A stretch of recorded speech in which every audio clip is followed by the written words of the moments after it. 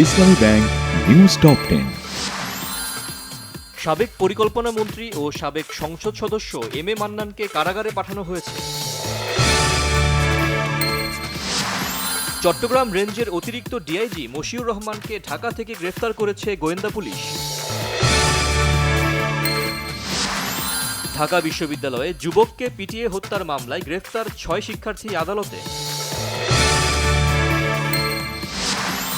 জাহাঙ্গীরনগর বিশ্ববিদ্যালয়ে ছাত্রলীগ নেতা শামীম মোল্লাকে পিটিয়ে হত্যার ঘটনায় বিশ্ববিদ্যালয় প্রশাসনের হত্যা মামলা দায়ের। কক্সবাজারে রোহিঙ্গা ক্যাম্প থেকে জিসি রাইফেল সহ আরসা কমান্ডারকে গ্রেফতার করা হয়েছে। এখন থেকে শুক্রবারও চলাচল করবে মেট্রো রেল, চলবে বিকেল 3:30 থেকে রাত 9:30 পর্যন্ত। ইসরায়েল সব বিপদসীমা অতিক্রম করেছে উল্লেখ করে চরম প্রতিশোধের হুঁশিয়ারি দিয়েছেন হিজবুল্লাহ প্রধান হাসান নাসরুল্লাহ। ইসরায়েলের অস্তিত্ব রক্ষার জন্য হলেও যুক্তরাষ্ট্রের প্রেসিডেন্ট নির্বাচনে তার জয়ী হওয়া জরুরি বলে মত রিপাবলিকান প্রার্থী ডোনাল্ড ট্রাম্পের।